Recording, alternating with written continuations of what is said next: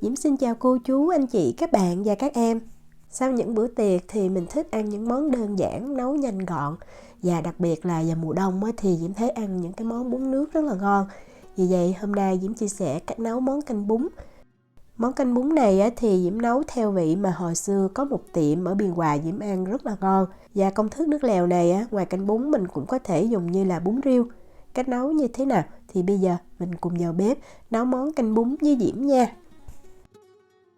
Để nấu nhanh mà cái nước lèo nó vẫn ngọt thì Diễm dùng tôm khô. Công thức này thì mình cần 100g ha. Mình mua một gói là mình dùng hết luôn. Rồi mình nấu một ấm nước sôi đó, mình cho vào trong tôm khô như vậy. Để giống như mình rửa sơ và cũng làm cho tôm khô nó không có bị tanh. Sau khi cho nước sôi vào rồi thì mình không có cần ngâm. Mình đổ ra liền một cái rây để ở đây cho ráo nước nha. Bây giờ mình đi chuẩn bị nguyên liệu thứ hai. Hồi xưa tô canh bún ở Biên Hòa rất là đơn giản và đặc biệt ngon nhất đó chính là cái tóp mỡ. Ở đây Diễm có 200g mỡ heo. Nếu mà mình không thích ăn mỡ nhiều thì mình có thể bỏ qua, nhưng mà mình có mỡ heo, mình làm tóp mỡ lên như vậy thì làm cho cái mùi canh bún nó rất là thơm cái mùi đặc trưng. Mỡ heo thì tùy mình thích ha. Nếu mình thích miếng tóp mỡ to thì mình cắt to hơn thôi, không có cần cắt cho thiệt là đều đâu. Mình cho ra cái nồi như vậy. Và để ra cái mùi đặc trưng của canh bún thì cái tóp mỡ này mình cần thêm tỏi 4 tép nha. Mình không có cần lột vỏ đâu. Mình đập cho tỏi dập như vậy. 4 tép tỏi luôn. Rồi mình để sang một bên. Nồi mỡ heo đã cắt rồi đó thì Diễm cho vào đây 50ml nước. Để khi mà mình sên ở trên bếp đó, cái mỡ nó sẽ chín đều, nó giòn hơn. Bắt bếp lên thì mình để cái lửa lớn nha. Và mình đảo đều. Khi mà mình thấy bắt đầu nước đã rút cạn rồi thì mình sẽ hạ xuống lửa trung bình. Rồi mình đảo cho tới khi mà mình thấy tóp mỡ nó chuyển sang cái màu vàng nhẹ. Đó, khi mà Diễm thấy tóp mỡ đã chuyển sang cái màu vàng như vậy, mình đảo nhẹ tay lắm ha. Thì bây giờ mình lấy tỏi hồi nãy mình đã đập dập đó, 4 tép, mình cho vào. Rồi bây giờ mình tiếp tục mình giữ lửa trung bình, mình đảo đều cho tới khi mà mình thấy tỏi nó chuyển sang cái màu vàng là mình nhắc khỏi bếp được. Như vậy làm cho tóp mỡ nó thơm lắm luôn. Màu của tỏi và tóp mỡ như vậy thì Diễm thấy vừa ngon. Mình nhắc khỏi bếp và mình đổ liền ra một cái rây.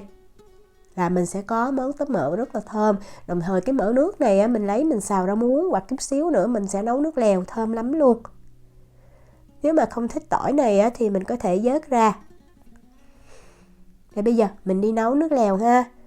Mình bắt một cái nồi lên bếp nè. Và Diễm lấy cái nước mỡ hồi nãy đó, Diễm cho vào một muỗng canh. Còn nếu mà mình không có nước mỡ này thì mình cho một muỗng canh dầu ăn và một tép tỏi. Mình đập dập mình vào mình phi cho cái dầu nó thơm. Khi mà dầu nóng rồi thì mình lấy tôm khô hồi nãy mình đã rửa bằng nước sôi đó, mình cho vào. Và mình giữ lửa trung bình nha, mình sẽ xào cho tôm khô này nó thơm. Mình rửa tôm khô bằng nước sôi, đồng thời mình xào với cái mỡ có tỏi như vậy thì tôm khô thơm lắm, không có bị tanh. Khi tôm khô thiệt thơm rồi thì mình cho vào 2,5 lít nước. Công thức này thì mình nấu được từ 4 cho tới 5 tô ha. Tô lớn thì 4 tô, tô nhỏ thì 5 tô. Và nếu có bọt thì mình hớt sơ bọt và mình nấu cho cái nồi nước này nó sôi lên. Khi mà nó sôi thì mình hạ xuống lửa trung bình hoặc là lửa nhỏ, giữ cho sôi nhẹ như vậy. Và mình nấu trong vòng 20 phút. Trong thời gian này thì mình đi luộc bún nha.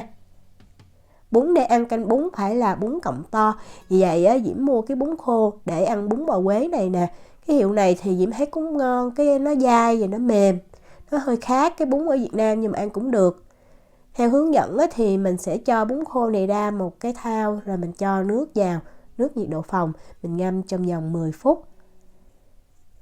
Sau 10 phút thì mình sẽ vớt ra và mình mang đi luộc. Diễm thấy mình ngâm 10 phút nó cũng chưa có mềm gì đâu. Đó, như vậy thì mình vớt ra ha. Rồi mình bắt một cái nồi nước sôi nè. Khi mà nước sôi thì mình cho bún và mình luộc. Trong thời gian luộc thì thỉnh thoảng mình sẽ tới và mình đảo lên nha, tránh cho bún nó bị dính ở dưới cái đáy nồi. Và mình luộc thời gian từ 13 cho tới 15 phút Diễm thì Diễm Diễm thấy 15 phút mới ngon. Mình nên ăn thử nha.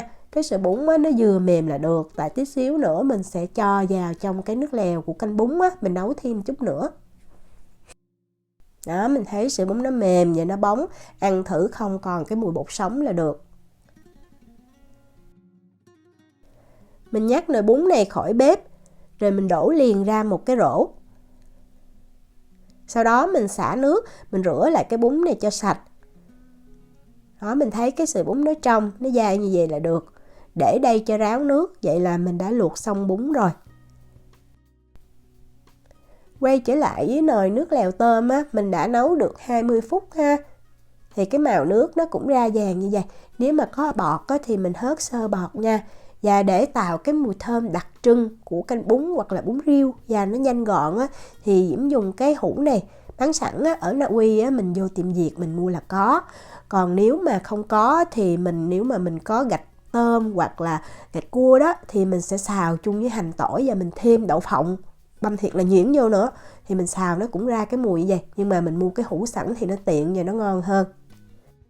Với công thức là 2,5 lít nước á, thì Diễm cho hết cái hũ này vào luôn. Và mình vẫn giữ lửa trung bình hoặc lửa nhỏ nha. Mình sẽ nấu cái nồi này thêm 10 phút nữa. Mình khuấy tí xíu cho nó đều nè. Nếu mà có bọt á, thì mình hớt bọt.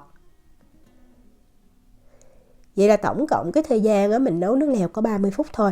Nhưng mà rất là thơm và ngon, đồng thời ngọt thanh nữa. Trong thời gian đợi á, thì Diễm đi giới thiệu nguyên liệu ăn kèm.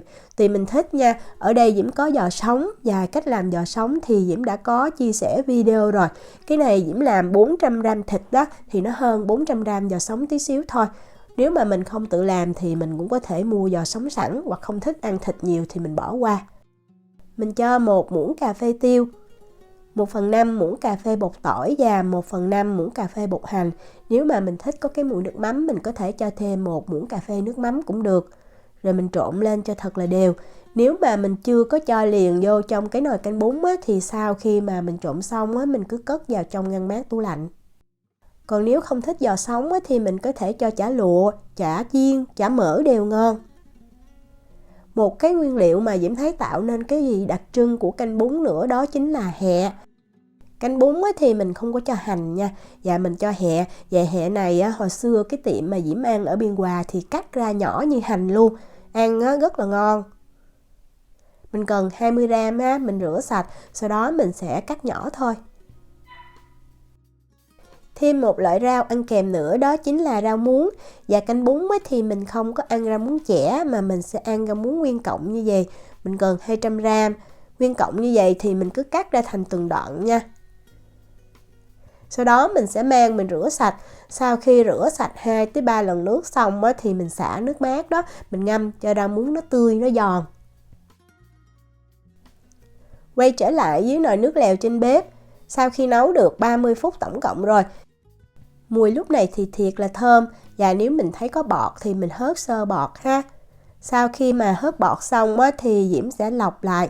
Tùy mình thích mình có thể giữ nguyên gì cũng được, nhưng mà Diễm thích lọc lại cho cái nước nó trong hơn. Đồng thời mình ăn nó không có bị lạm xạm. Mình nhớ vắt cái nước trong tôm khô ra nha, cái nước này nó rất là ngọt. Sau đó mình bắt lại cái nồi nước lèo lên bếp, rồi bây giờ mình nêm nếm. Đầu tiên Diễm thấy mình nên nêm 2,5 muỗng cà phê muối trước. Nếu mà mình thấy lạc rồi mình hãy nêm thêm nha. Tiếp theo Diễm có 3 muỗng cà phê đường phèn. Và Diễm thấy cái bún riêu mình không có nên nêm bột nêm gà. Nếu mà mình không ăn bột nêm hay bột ngọt thì mình bỏ qua. Nhưng mà nếu mà mình ăn bột ngọt thì mình cho 1 muỗng cà phê vào thì nó đều cái vị của cái nước lèo hơn. Rồi lúc này mình nêm lại. Nếu mà mình ăn không có cho mắm tôm thì mình cho 3 muỗng cà phê muối nó vừa. Còn nếu mà mình có mắm tôm thì Diễm thấy mình nên cho 2,5 muỗng cà phê muối thôi. Cũng tùy vào cái tôm khô nữa nha. Vì vậy nêm muối mình nên nêm từ từ trước. Và canh bún thì Diễm thấy thường là ăn với lại đậu hũ chiên và huyết. Diễm không có huyết thì Diễm cho đậu hũ chiên thôi. Và Diễm thấy có nhiều nơi cho thêm da heo nữa. Nhưng mà cái chỗ mà Diễm ăn hồi xưa đơn giản lắm. Một cái tô hồi đó nhớ ăn hình như có 2.000 đồng tiền Việt Nam mà. Thì nó chỉ có đậu hũ nè, có huyết và có tóp mỡ thôi. Khi mà cho giò sống vào thì mình để nước sôi nhẹ thôi nha. Rồi mình đợi 3 phút là giò sống chín. Vậy là mình đã nấu xong nồi canh bún rồi. Canh bún này khi ăn thì mình sẽ cho bún trực tiếp vào trong cái nồi nước lèo luôn. Tại vì cái sợi bún to đó mình nấu trong nồi nước lèo sẽ giúp cho cái sợi bún nó thấm cái nước lèo nó ngon hơn. Do Diễm quay phim lúc này cũng trễ rồi, vì vậy Diễm chỉ cho 1/4 bún vào trong nồi nước lèo thôi. Còn nếu mà mình ăn cả gia đình á, thì mình cứ cho hết cái lượng bún là một gói vào trong nước lèo, rồi mình múc ra từng tô. Đó, cho bún vào tô xong, rồi bây giờ mình múc mọc nè, rồi mình múc đậu hũ. Nếu mà có huyết á, thì lại càng ngon hơn. Món canh bún này đơn giản, nhưng mà khi mà thời tiết mát mẻ, khí hậu lạnh á, có một tô, ngồi trong nhà húp xì sụp, xuất sắc luôn. Rau muống á, thì mình sẽ trụng sơ qua nha, nước thiệt là sôi nè, mình cho rau muống vào. Đã qua chừng 15-20 giây là mình vớt ra liền, rồi mình cho chung vào tô canh bún luôn. Còn nếu mà mình nấu nhiều á, thì mình cứ luộc nhiều, sau đó mình xả hoặc mình ngâm vào nước lạnh chút để giữ cho rau muống nó giòn và cái màu nó xanh. Rồi mình cho hẹ lên nha. Tiếp theo mình sẽ cho tóp mỡ. Tóp mỡ là mình cho lên là mình ăn liền mới ngon, nó giòn. Còn nếu mà mình để đây mà để lâu thì tóp mỡ nó sẽ mềm. Rồi mình cho mắm tôm nè. Và đặc biệt á, ăn chung với lại ớt xay rất là ngon. Nếu mà mình thích chanh á, thì mình cho tí xíu chanh lên cũng được. Trộn đều lên. Nếm thử nước lèo nha. Nếm thử nước lèo mình thấy rất là thơm và ngọt thanh. Thơm là nhờ hẹ và cái tóp mỡ có tỏi đó. Diễm chúc cô chú, anh chị, các bạn và các em nấu được canh bún thiệt là ngon. Nếu mà có thắc mắc gì thì cứ để lại lời nhắn hoặc là gửi tin nhắn cho Diễm. Diễm cảm ơn sự quan tâm theo dõi video rất là nhiều. Hẹn gặp lại trong những video tiếp theo. Chào tạm biệt.